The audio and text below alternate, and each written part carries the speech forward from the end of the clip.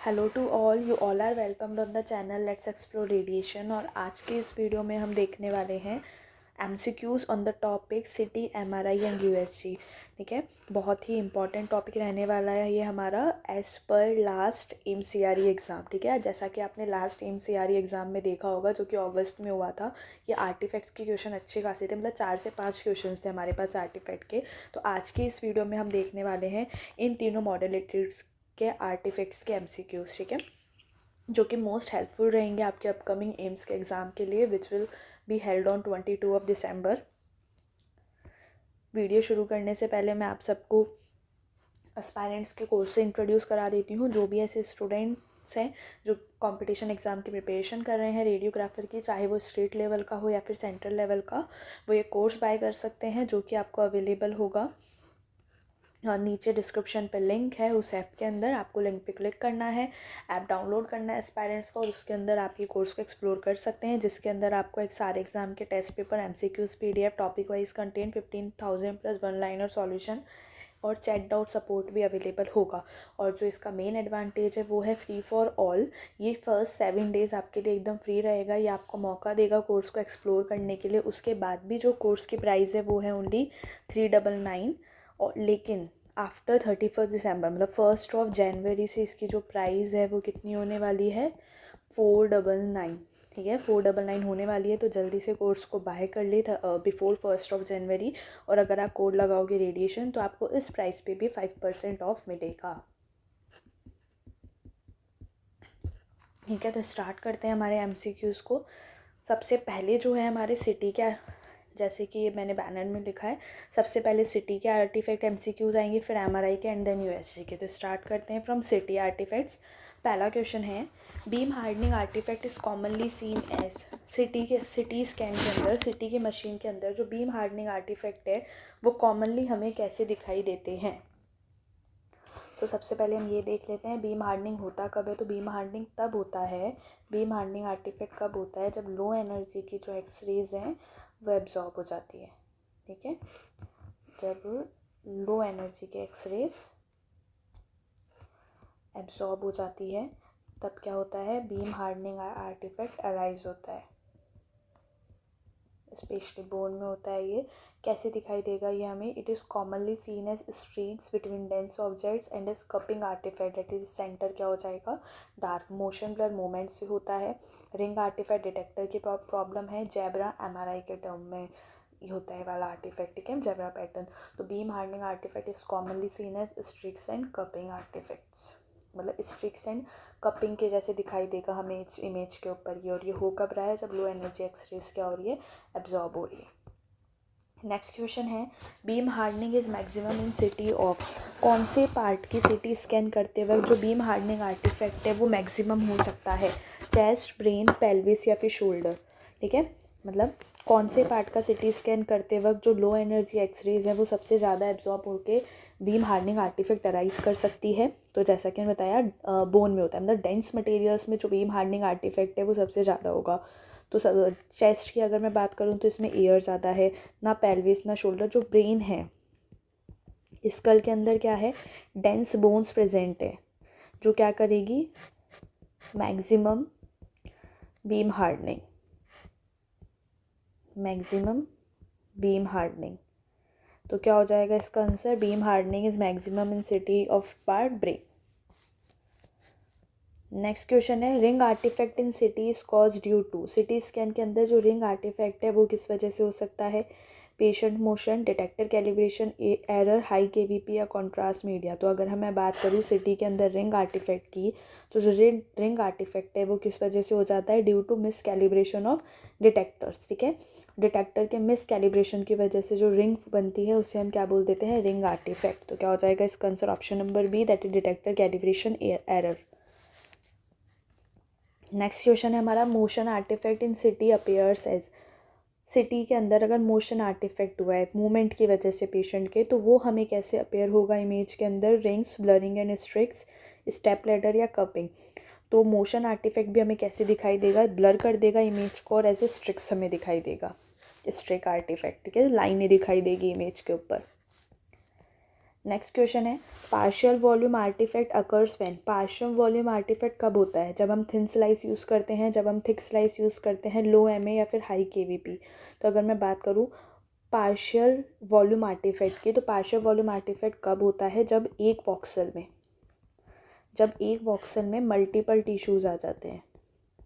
ठीक है, जब एक वॉक्सल में मल्टीपल टिश्यूज़ आ जाते हैं then the partial volume artifact will arise. तो मतलब जब हम थिक स्लाइस यूज़ करेंगे, भाई थिन स्लाइस अगर हम यूज़ करेंगे तब तो भाई मल्टीपल टिश्यूज़ नहीं आएंगे एक वॉक्सल में, लेकिन अगर हम थिक स्लाइस यूज़ कर रहे हैं तो और ज़्यादा टिश्यूज़ आ सकते हैं। तो क्या हो जाएगा? Partial volume artefact.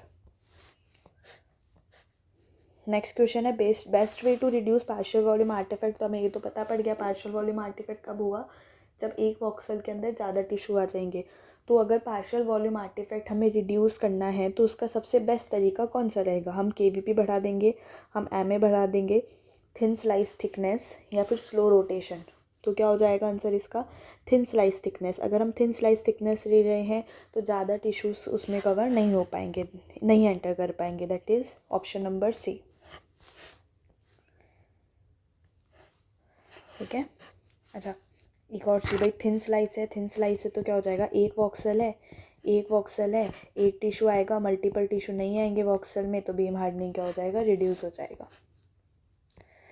ठीक है, metal artifact in CT produce. CT के अंदर जो मेटल आर्टिफैक्ट है वो क्या प्रोड्यूस करते हैं? रिंग्स, डार्क स्ट्रिक्स, जैब्रा लाइंस, या फिर नॉइज ओनली। तो भाई मेटल आर्टिफैक्ट क्यों हो जाएगा? मेटल इम्प्लांट है, डेंटल फिलिंग, प्रोस्थेसिस, इनकी वजह से। ये क्या करते हैं? एक्सरे को बहुत ज़्यादा एब्जॉर्ब कर लेता है। ठीक है, तो इसके अंदर क्या होता है? डार्क और ब्राइट स्ट्रिक रेडिएट होती है मेटल में से। That is dark streak. That metal का क्लासिक अपीयरेंस है ये डार्क स्ट्रिक। रिंग्स तो भाई calibration ring, artifact, zebra lines, MRI term in noise only. सिर्फ नॉइज़ नहीं, स्ट्रिक्स बनते हैं। ठीक है, नेक्स्ट क्वेश्चन है CT artifact due to under sampling is called. अगर सिटी सिस्टम को इनसफिशिएंट प्रोजेक्शन डेटा मिलता है। ठीक है, अगर सिटी के सिस्टम को इनसफिशिएंट प्रोजेक्शन डेटा मिलता है तो क्या हो जाएगा? रिकंस्ट्रक्शन एरर आ जाएगा। रिकंस्ट्रक्शन एरर मतलब आर्टिफैक्ट प्रोड्यूस हो जाएगा। तो अंडर सैम्पलिंग के अंदर क्या हो जाता है? Aliasing artifact. क्या हो जाता है? Aliasing artifact. तो aliasing artifact is a result of under sampling, जब हमने सिटी सिस्टम को सफिशिएंट डेटा प्रोजेक्शन नहीं दिया। That is option number A. Next question है stair step artifact is mainly seen in. Stair step artifact mainly किस में मिलता है? तो भाई सबसे पहले तो ये देखते हैं स्टेयर स्टेप आर्टिफैक्ट होता क्या है। जब थिक एक्सियल स्लाइसेस उनसे कोरोनल सेजाइटल वो बनाते हैं। ठीक है, एजेस स्टेप लाइक दिखते हैं इसके अंदर।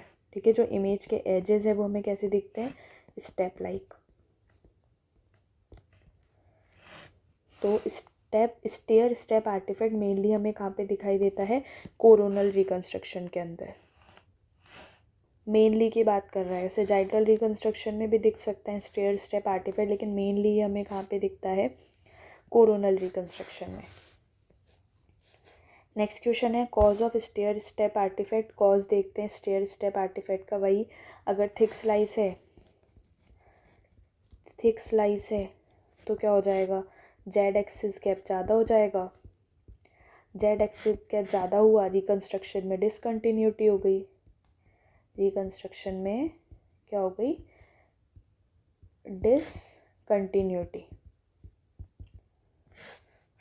और क्या हो जाएगा? मतलब cause of stair step artifact क्या हो गया? Thick slices a large stable movement. Next question है which artifact is reduce by increasing pitch carefully. अगर हम पिच को इंक्रीज कर रहे हैं तो इनमें से कौन सा आर्टिफैक्ट रिड्यूस होगा? मोशन, पार्शियल वॉल्यूम, एलियासिंग, या फिर नॉइस। तो पिच बढ़ाने का इफेक्ट क्या होगा कि मान लो मैंने पिच इंक्रीज़ कर दी, तो स्कैन क्या हो गया? फास्ट। स्कैन फास्ट हुआ तो जो पेशेंट का मूवमेंट है उसके चांस बहुत कम होंगे, क्योंकि जल्दी जल्दी स्कैन हो गया तो पेशेंट मूवमेंट कम हो जाएगा। पेशेंट मूवमेंट कम होंगे तो मतलब मोशन आर्टिफैक्ट क्या हो गया, रिड्यूस हो गया। नेक्स्ट क्वेश्चन है CT noise is reduce by, CT के अंदर जो नॉइज़ है वो कैसे रिड्यूस होगा, low M A, high M A, fast scan या थिन स्लाइसेस। तो noise CT noise is reduce by, तो noise is inversely proportional to M A. इसका मतलब क्या हो गया कि अगर मैं एम ए को बढ़ाऊंगी तो नॉइज़ क्या होगा, डिक्रीज होगा। तो CT noise is reduce by high M A, that is option number B. और नेक्स्ट क्वेश्चन पे चलते हैं। Cupping artifact is due to, cupping artifact हमने शुरू में ही देखा था। कपिंग आर्टिफैक्ट जिसके अंदर सेंटर तो कैसा हो जाता है, डार्क, और पेरीफेरी ब्राइट। जो पेरीफेरी रीजन है वो तो हो जाएगा ब्राइट, और सेंटर डार्क। तो ये किस में होता है, cupping artifact is due to beam hardening. Next question है हमारा, wind mill artifact is seen in, wind mill artifact आपको किस में देखने को मिलेगा। तो देखो विंड मिल आर्टिफैक्ट हमें किस में देखने को मिलता है, स्पाइरल सिटी या फिर हेलिकल सिटी, जिसके अंदर फास्ट रोटेशन हो रहा है। क्या होता है इसके अंदर, जो रोटेशनल स्पीड है वो फास्ट हो रही है क्योंकि गैनिट्री कंटिन्यू मूवमेंट कर रही है, इसके साथ मल्टी स्लाइस भी है। तो अब क्या हो जाएगा, विंड मिल आर्टिफैक्ट आ जाता है इस कंडीशन के अंदर, विंड मिल आर्टिफैक्ट।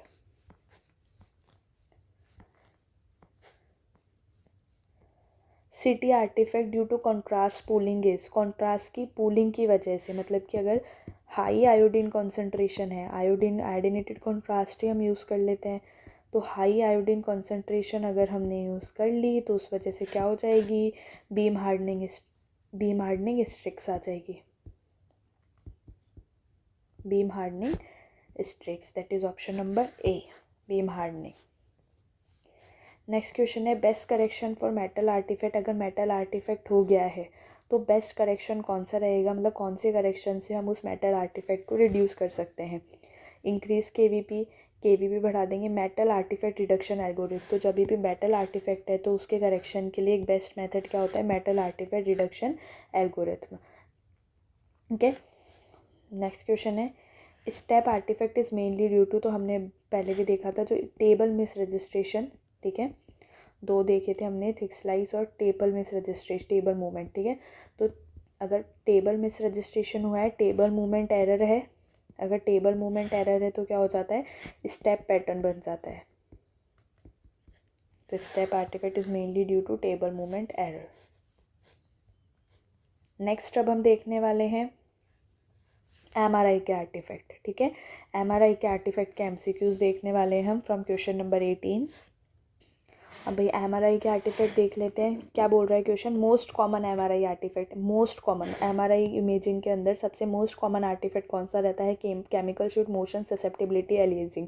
तो एमआरआई में मोशन सबसे ज़्यादा कॉमन रहता है। क्यों कॉमन रहता है, क्योंकि एमआरआई टाइम ज़्यादा ले लेता है, पेशेंट को बिल्कुल स्टिल रहना होता है, तो ब्रीथिंग, स्वेलोइंग, बोवल मोशन, ये सब किस में आ जाती है, मोशन आर्टिफैक्ट के अंदर, ठीक है। केमिकल शिफ्ट क्या होते हैं, स्पेसिफिक होते हैं, फैट वाटर इशू में होगा, ससेप्टिबिलिटी मेटल और एयर रिलेटेड है, aliasing field of view problem है। तो एमआरआई का जो सबसे बड़ा दुश्मन है वो क्या है, मोशन आर्टिफैक्ट। अगर पेशेंट जरा सा भी हिल गया, क्योंकि टाइम ज़्यादा लग रहा है इसके अंदर, पेशेंट हिल गया और पेशेंट के जो इनवॉलेंट्री मूवमेंट्स हो रहे हैं, ब्रीथिंग, स्वेलिंग, बोवल मोशन, ये सब मोशन आर्टिफैक्ट कर देंगी। नेक्स्ट क्वेश्चन है हमारा MRI motion artifact appear is, भाई एमआरआई में जो मोशन आर्टिफैक्ट है वो सबसे कॉमन तो हो रहे हैं, लेकिन ये हमें अपेयर कैसे होंगे इमेज के ऊपर, रिंग्स, घोस्ट इमेज, स्ट्रिक्स या ब्लूमिंग, ठीक है। तो क्या हो जाएगा आंसर इसका, मोशन एमआरआई के अंदर देखो कैसा दिखेगा, ओरिजिनल स्ट्रक्चर के डुप्लीकेट फेंट इमेजेस बनती है, जिसको हम क्या क्या बोल देते हैं, घोस्ट इमेजेस, ठीक है। तो एमआरआई के अंदर जो मोशन आर्टिफैक्ट है वो हमें घोस्ट इमेजेस जैसा दिखाई देगा कि भाई जो ओरिजिनल स्ट्रक्चर है उसकी डुप्लीकेट फेंट इमेज छाया सी दिखाई देती है, जिसको हम क्या बोलते हैं, घोस्टिंग आर्टिफैक्ट। रिंग्स तो भाई सिटी डिटेक्टर इशू है, स्ट्रिक्स भी सिटी टर्म है, ब्लूमिंग मेटल आर्टिफैक्ट में। नेक्स्ट क्वेश्चन है wrap around artifact is also called, wrap around artifact का दूसरा नाम क्या है। तो रैप अराउंड का मतलब क्या होता है कि जो बॉडी का पार्ट है, रैप अराउंड आर्टिफैक्ट का मतलब क्या हो गया, बॉडी का जो पार्ट है वो क्या है, फील्ड ऑफ व्यू से बाहर है, फील्ड ऑफ व्यू से बाहर है। तो इमेज के अपोजिट साइड पे फोल्ड हो जाता है, तो इसको हम क्या बोलते हैं, रैप अराउंड आर्टिफैक्ट। ठीक है, तो रैप अराउंड आर्टिफैक्ट को हम और क्या बोलते हैं, एलियासिंग आर्टिफैक्ट। जब बॉडी का पार्ट फील्ड ऑफ व्यू से बाहर चला गया, ठीक है, तो इमेज के अपोजिट साइड में वो दिखता है, उसको हम क्या बोलते हैं, रैप अराउंड या फिर एलियासिंग आर्टिफैक्ट। नेक्स्ट क्वेश्चन है, wrap around artifact occurs due to, तो हमने देखा भाई फील्ड ऑफ व्यू से अगर बाहर निकल गई एनाटॉमी, तो इसका मतलब क्या हो गया, small field of view. Wrap around artifact occurs due to small field of view. अगर फील्ड ऑफ व्यू छोटा है तो पूरी बॉडी कवर नहीं होगी, सिग्नल घूम के आ जाता है, तो small field of view, wrap around artifact. Next question है, chemical shift artifact occurs due to difference between. जो केमिकल शिफ्ट आर्टिफैक्ट है वो किसके डिफरेंस में हो रहा है, वो किसके डिफरेंस की वजह से हो रहा है, तो अगर फैट और वाटर अलग फ्रिक्वेंसी पे रेजोनेट करते हैं तो जो बाउंड्री पे प्रॉब्लम आती है उसको हम क्या बोलते हैं, केमिकल शिफ्ट आर्टिफैक्ट।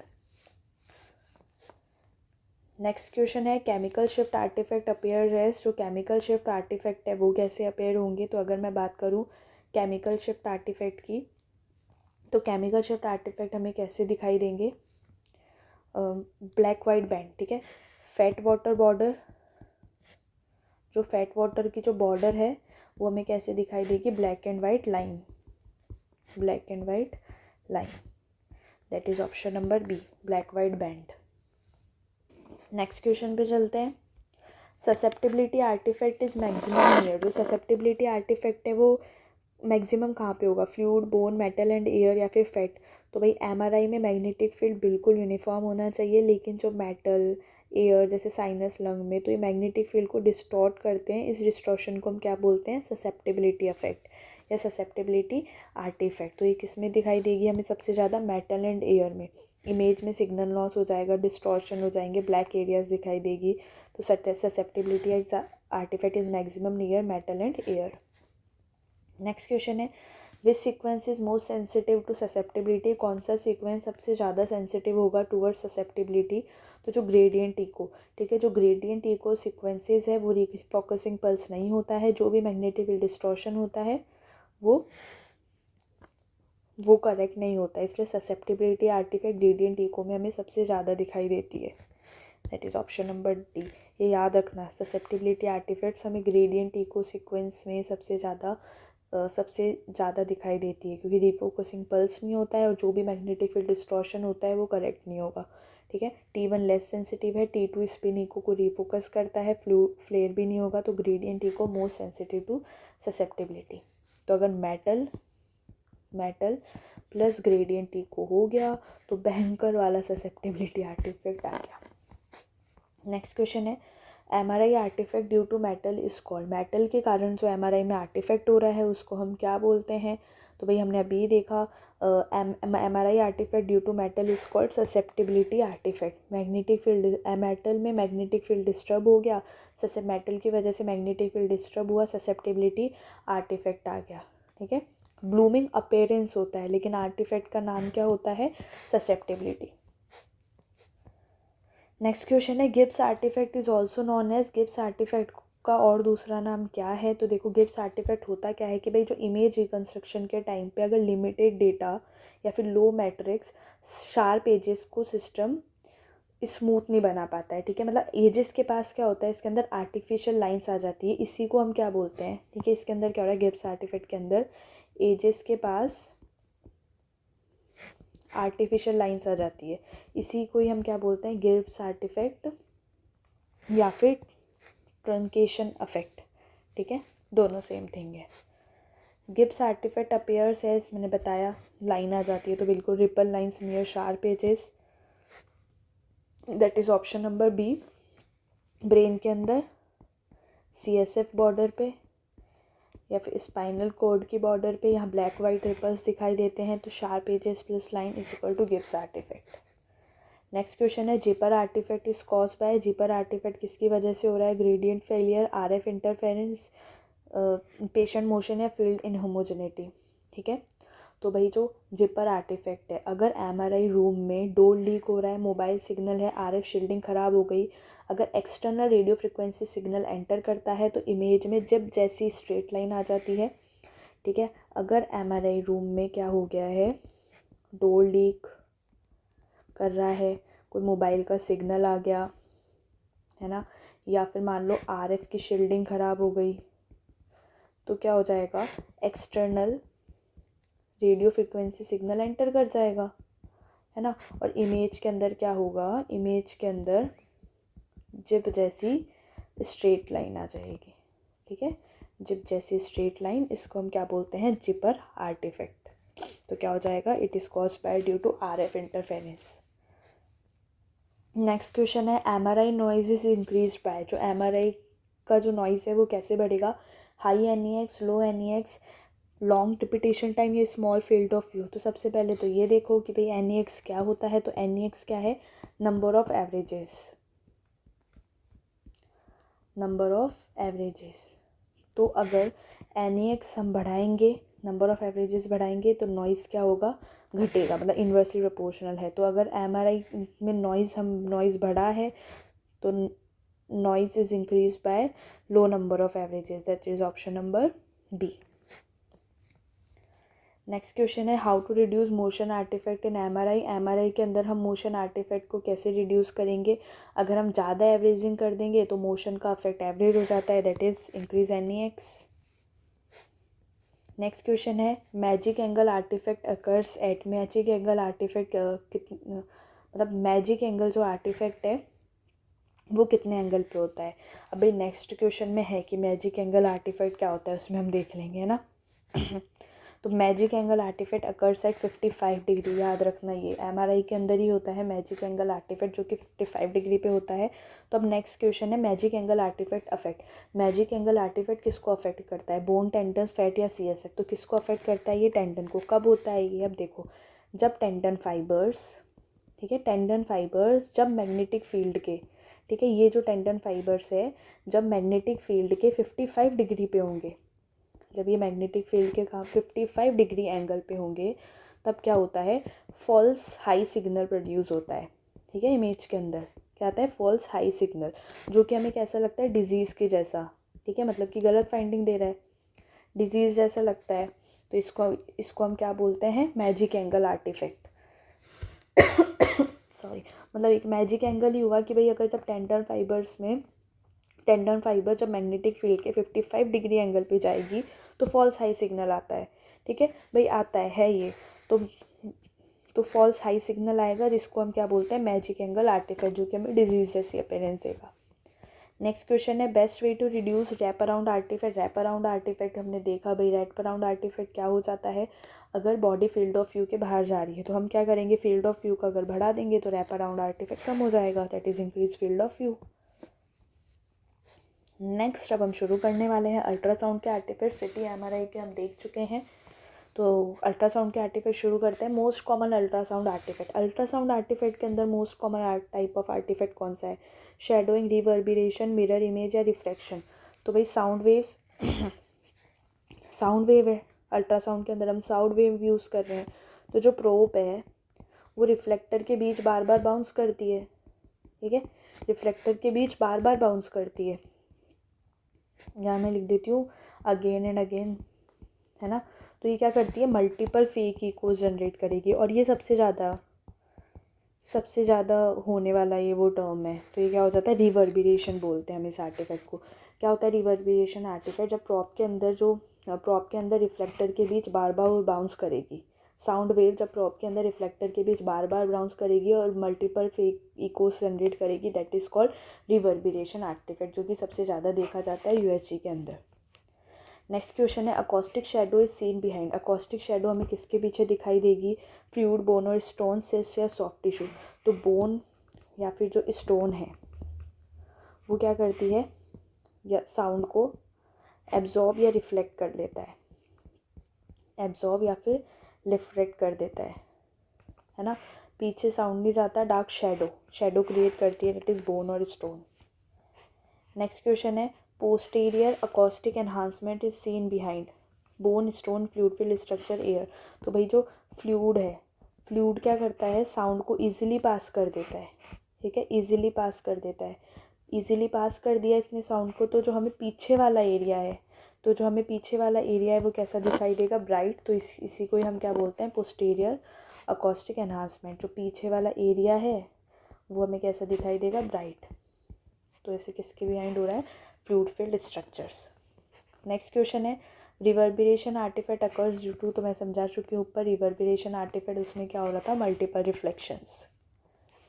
नेक्स्ट है comet tail artifact is a type of, comet tail artifact किसका टाइप है, तो भाई जो कॉमेट टेल आर्टिफैक्ट है वो रिवर्बरेशन का स्पेशल टाइप है, that is option number C. जब अल्ट्रासाउंड वेव में दो बहुत स्ट्रॉन्ग रिफ्लेक्टर के बीच बहुत क्लोज डिस्टेंस में बाउंस करती है तो इकोस इतने पास पास होते हैं मशीन उन्हें अलग अलग नहीं दिखा पाती है। एक ब्राइट टैपरिंग टेल जैसा स्ट्रक्चर दिखता है, उसको हम क्या बोलते हैं, कॉमेट।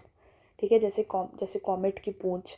तो ये कहाँ दिखता है हमें सबसे ज़्यादा, कोलेस्ट्रॉल क्रिस्टल्स हो गए, cholesterol crystals, gas bubbles, gall bladder में, गैस बबल्स गॉल ब्लैडर के अंदर, यहाँ पे हमें ये सबसे ज़्यादा दिखाई देगा। तो it is a type of reverberation artifact. Next question है mirror image artifact occurs near, mirror image artifact का मतलब क्या हो गया कि डुप्लीकेशन इमेज बन रही है। तो मिरर इमेज आर्टिफैक्ट तब होता है जब एक स्ट्रॉन्ग स्मूथ रिफ्लेक्टर हो, एक स्ट्रॉन्ग स्मूथ रिफ्लेक्टर हो, जैसे कि हो गया हमारा डायाफ्राम। ठीक है, जैसे कि हो गया हमारा डायाफ्राम। तो इसमें क्या हो जाएगा आंसर, बिल्कुल डायाफ्राम। ठीक है,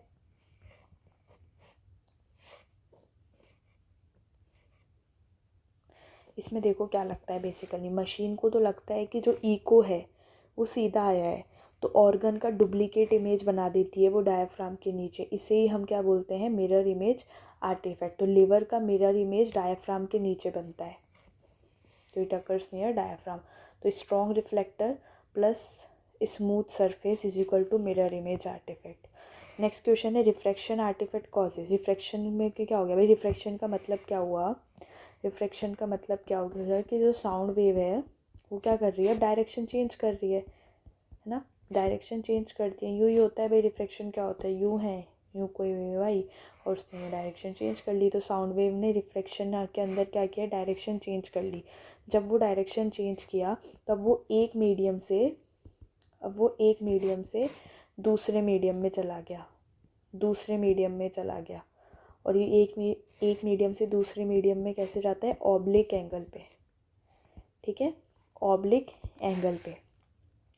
तो मशीन तो एज्यूम करती है कि साउंड स्ट्रेट गई, लेकिन ऑब्जेक्ट की पोजीशन साइड में शिफ्ट हो जाती है। तो refraction artifact causes lateral displacement. ठीक है, शैडो एटेन्यूएशन से हो जाएगी, एनहांसमेंट फ्लूइड से, और लैटरल डिस्प्लेसमेंट रिफ्रैक्शन से। Speed displacement artifact occurs because sound speed assumed as, ultrasound machine हमेशा मान के चलती है कि साउंड की स्पीड कितनी है, 150 मीटर पर सेकेंड, लेकिन रियल में फैट स्लो और मसल फास्ट होता है।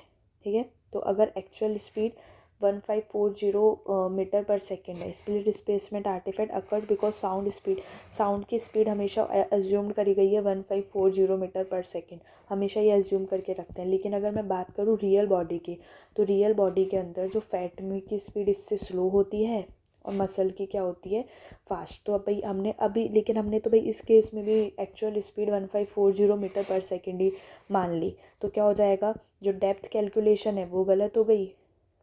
ठीक है, डेप्थ कैलकुलेशन गलत हो गई। इसी के साथ क्या हो जाएगा, जो स्ट्रक्चर है वो शिफ्ट हो जाएगा, स्ट्रक्चर ऊपर या नीचे शिफ्ट हो जाता है। ठीक है, क्लियर है, डायरेक्ट फैक्ट क्वेश्चन था वो। Side lobe artifact appear as, ultrasound के अंदर जो साइड लोब आर्टिफैक्ट है वो कैसे दिखता है, तो देखो प्रॉप क्या कर रहा है, सिर्फ मेन बीम ही नहीं भेजता। मतलब ऐसा नहीं है कि प्रॉप जो साउंड वेव हमसे इमेज बन रही है वही वो भेजेगा, नहीं, साइड में साइड लोब्स भी निकलती है। अगर साइड लोब स्ट्रॉन्ग रिफ्लेक्टर को हिट करता है तो ऐसा रिफ्लेक्टर हमें दिखाई देती है। मतलब क्या हो रहा है, बेसिकली मशीन को लगता है कि इको मेन बीम से आया। ठीक है, और उसने क्या किया, अगर फॉल्स और या जो एक्स्ट्रा इकोज है, ठीक है, फॉल्स या फिर जो एक्स्ट्रा इकोज है वो हमें इमेज में दिख गए, तो वो क्या हो गया, साइड लोब आर्टिफैक्ट। तो side lobe artifact is appear as extra echoes.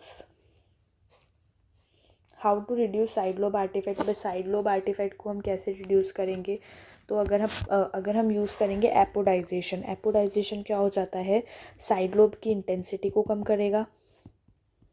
Side lobe की इंटेंसिटी मतलब जो फॉल्स इकोज आ रही है उसको तो कम करेगा, कम करता है, और मेन बीम को स्ट्रॉन्ग रखता है। ठीक है, और मेन बीम को कैसा रखेगा ये, स्ट्रॉन्ग। इसलिए साइड लोब में इकोज कम हो जाते हैं तो आर्टिफैक्ट क्या हो जाएगा, रिड्यूस हो जाएगा। तो हम एपोडाइजेशन यूज़ करेंगे। नेक्स्ट क्वेश्चन है, ring down artifact is seen with. Ring down artifact किसके साथ दिखाई देंगे आपको, gas bubble, bone, fluid, fat. तो देखो रिंग डाउन आर्टिफैक्ट जो है ना वो कॉमेट टेल जैसा ही होता है, कॉमेट टेल जैसा ही होता है, लेकिन कंटिन्यूस ब्राइट लाइन नहीं होती है बस इसमें। ठीक है, तो गैस बबल्स में रिंग डाउन आर्टिफैक्ट सबसे ज़्यादा दिखाई देंगे, साउंड को ट्रैप कर लेगी और कंटिन्यूस रेजोनेंस होता जाएगा। ठीक है, मतलब एक स्ट्रेट ब्राइट लाइन नीचे तक दिखाई देगी हमें। तो जो रिंग डाउन आर्टिफैक्ट है वो ऑलमोस्ट कॉमन ही है, कॉमेट टेल जैसा। तो ये हमें किस में दिखाई देता है, गैस बबल में। नेक्स्ट क्वेश्चन है, anisotropy artifact mainly affect. USG के अंदर जो एनाइसोट्रॉपिक आर्टिफैक्ट है, तो देखो एनाइसोट्रॉपी का मतलब क्या हो गया कि सिग्नल एंगल पे डिपेंड करता है। ठीक है, जो सिग्नल है वो किस पे डिपेंड करता है, एंगल पे डिपेंड करता है। तो पैरेलल फाइबर्स होते हैं, अगर बीम 90 डिग्री पे ना पड़े तो इको वीक हो जाएगा, टेंटन डार्क दिखाई देता है टीयर की जैसा। तो anisotropic artifact mainly affects tendons. किसको अफेक्ट कर रहा है, टेंडन टीयर वर्सेस एनाइसोट्रॉपी। तो एनाइसोट्रॉपी का मतलब तो पता हो गया कि भाई सिग्नल एंगल पे डिपेंड कर रहा है।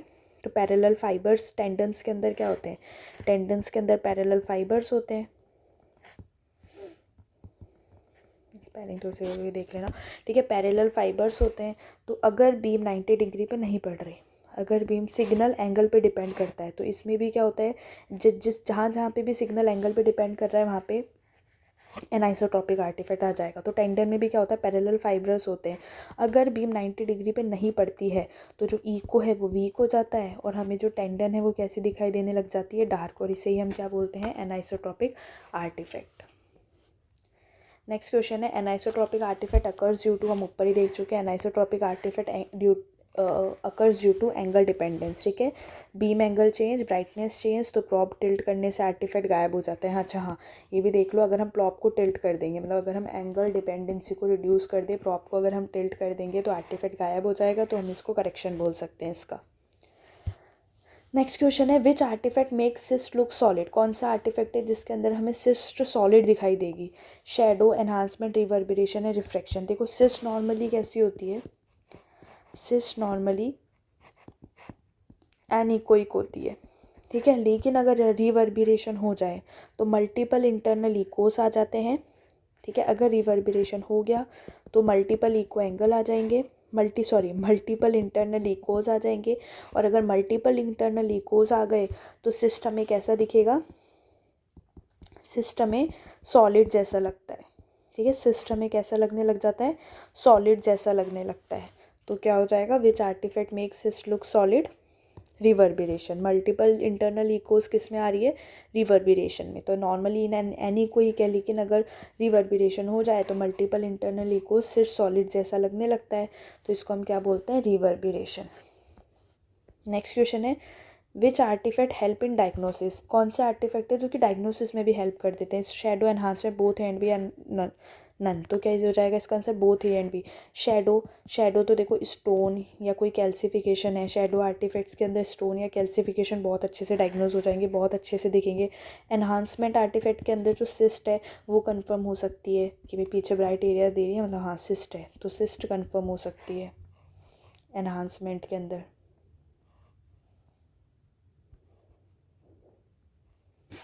तो क्या हो जाएगा इसका आंसर,